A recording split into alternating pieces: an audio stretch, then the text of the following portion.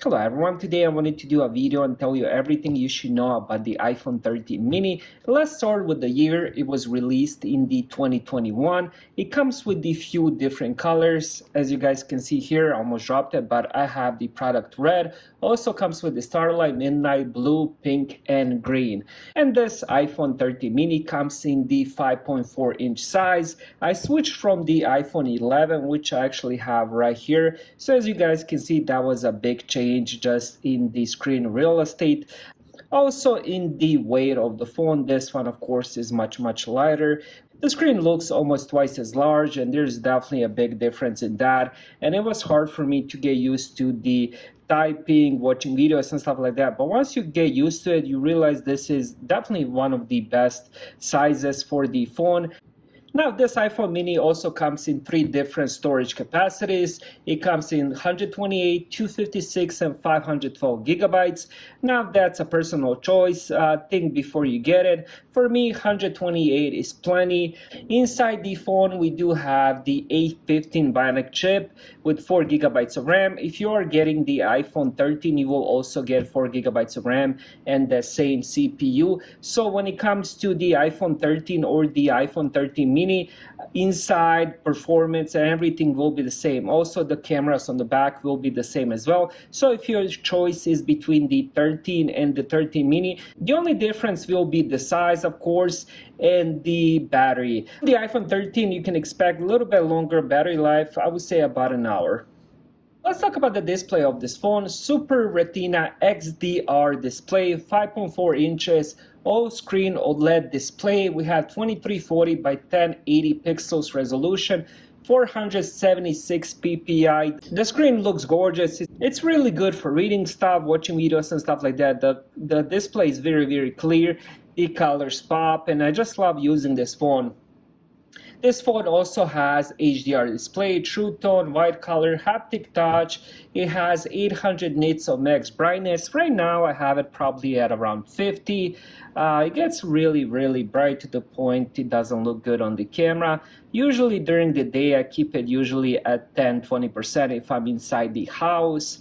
Very bright display, and overall the screen is really top notch. This is probably one of the best displays you're going to get these days, especially at this size. It looks really good, and honestly it looks better than the iPhone 13 because it has more pixels per inch since it is a smaller screen. Already mentioned what's inside. We have the A15 Bionic Apple CPU with 4 gigabytes of RAM. 4 gigabytes doesn't sound a lot, especially when you see all these new phones coming out with 8, 12, or 16 gigabytes. But 4 gigabytes on the Apple operating system is really enough, and honestly does everything I throw at it. I did some video editing. I did get the iMovie app on here, which is very CPU and graphic intensive if you're editing videos. I also watch a lot of videos, playing a lot of different games. Any game I tried on it performs amazingly, smooth, no issues at all. So the performance is still really good. And honestly, I can see this phone 2, 3, 4, 5 years from now still performing really good. I still have a lot of the older iPhones, like I have here iPhone 11. I also have iPhone XR and the iPhone SE, and they still perform amazing. I believe iPhone SE, it has a 12 Bionic, and this one is a 15, so that's 3 years older, and that one still performs good. I can play all the games and stuff like that. So very future proof. On the front we do have face unlock, which works 100% of the time. Zero issues with that. It unlocks it immediately. If somebody else grabs the phone, they won't be able to unlock it. They will just be able to get to the home screen and not do anything, so it is very secure. Next, let's talk about the cameras. On the back we have dual cameras. We have 12 megapixel main and ultra wide cameras. Both are 12 megapixel. It can record videos in the 4K.